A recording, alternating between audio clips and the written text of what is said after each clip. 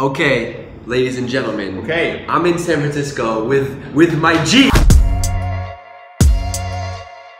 With the G, and we're finally gonna answer the one question that people want to know. What's the one question? Which is growth. That's us. Marketing. Tim. The number one question I get is, what do you do versus what do you do? Yeah. Is there a heart in the middle or is it not? Is there a heart in the middle? Yeah, that's a... I think there is. Okay, what do you do and what do I do? I think you own brand, you own what people think Drift is, what people publicly see Drift, and you own bringing people, making a lovable brand. Get people to our Get store, people right to the front store. Yeah. And okay, then that's pretty accurate. that's what you guys do in marketing. Yeah. But then you gotta convert those people into leads. Yeah. And that's a shared responsibility. And that's Yes. the first shared one. You do some of it. Yeah. You know, you guys do all of the Drift playbooks, all of the emails. Here's the thing. So our sales team, right? We actually combined have a lead number, an opportunity number that we have to deliver to sales. And I think that's what's important to make it work, is that if you have separate goals, Yes. then you're gonna battle. So usually the first tension is between marketing and sales. Yes. Because marketing says, hey, we do a lot of good MQLs, right? Whatever that is named in your company. Here's your leads. Right? Yeah. And the thing is that growth also does leads, right? And if you go into the challenge of like attribution, saying, oh, those are mine, those are yours, or I delivered, or actually I touched that lead, then it becomes complex. Only the number together actually means that we can combine, we can join forces, and we can split the work. It's what I call like a co-OKR. A shared OKR. Yeah. And it's important to have between growth and marketing at a very high level, but also between like marketing, growth, and sales. And so the way we did it at Drift is that we have an SLA and a service level agreement to the sales team of a number of qualified leads. Yes. So number one, you and I hang out weekly, and there's really no agenda for that meeting, and we both kind of get this point after 10 minutes, and it's like, okay, what can I help with? Yeah. And he might be like, I'm doing this thing, and I'll be like, oh, I can write copy for that. We do that weekly, but then on top of that, we have a shared meeting that we have, so growth, marketing, and sales, and ops. We call the G title of the meeting, it's called Leads, Leads, Leads. That's the meeting. Leads. So we spend an hour or 30 minutes every week where with sales and with ops, we all look at the numbers together. Yeah, and we look at the problems. There's always some problems, and we look at how we're going to solve them and who owns solving the problems. Yep. And I mean, I see growth as technical marketing, and my job is to like empower the marketing team to create better experiences. If I can help you automate some stuff with the best words, that's great. Yeah.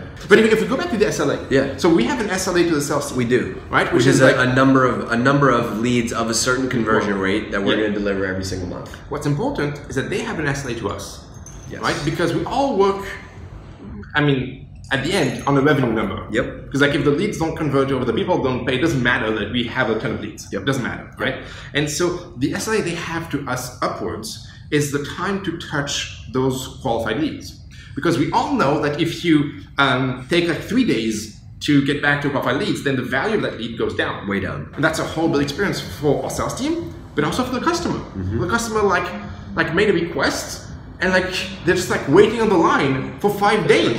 How awful is that? And so we know that there's no point in delivering more if they can't touch the lead in like less than a day, or a couple of hours, and for the highest quality, or minutes when there's actually a chat.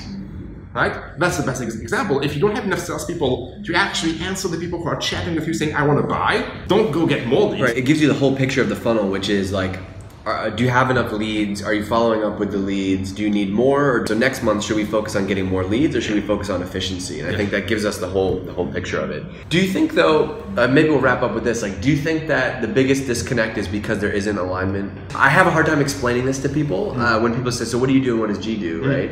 I have a hard time explaining it because like, a lot of the stuff is blurred, and so I might say, well, like, G's more the technical marketer, and they'll be like, yeah, but doesn't marketing do that? And I'm like, yeah, sure, some pieces of it. But I think it's like, it's also unique to each org, right?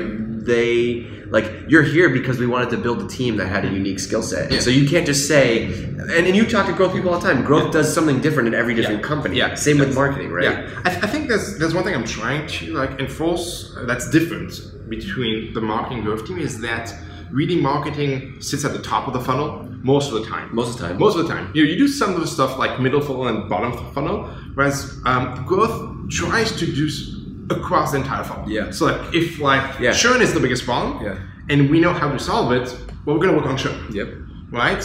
And I think that at Drift, you do some of it that's unique.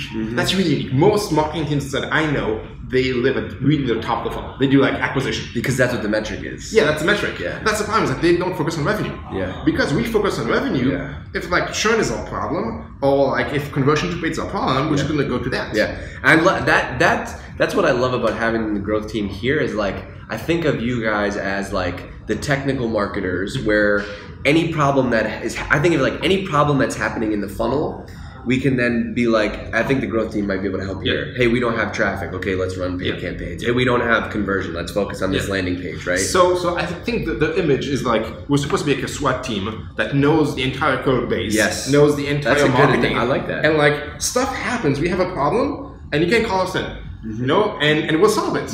You know, and it will just make it work, and that makes us useful. So that's what we do. Love it. All right, this was what G does, what I do. Growth plus marketing equals love. Sure.